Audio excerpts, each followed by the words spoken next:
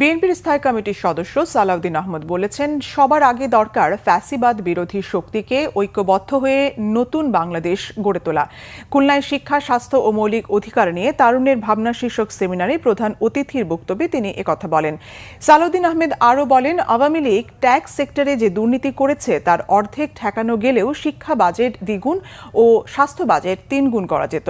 আওয়ামী লীগ 2014, 18 ও 24-এ প্রবঞ্চনামূলক সরকার প্রতিষ্ঠা করেছিল, যার মধ্য দিয়ে দুর্নীতিকে প্রাতিষ্ঠানিক রূপ দেওয়া হয়েছিল। এর মুক্তির জন্য অনেক মানুষকে জীবন দিতে হয়েছে। খুলনা প্রেস ক্লাবের ব্যাংকুয়েট হলে যুবদল, স্বেচ্ছাসেবক দল ও ছাত্র দলের উদ্যোগে এই সেমিনার হয়।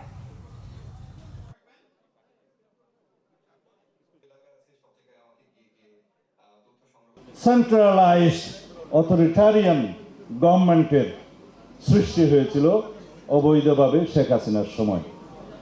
যাই হোক, সেই রকম পরিস্থিতি থেকে মুক্তির জন্য আমাদেরকে শত সহস্র জীবন দিতে হয়েছে।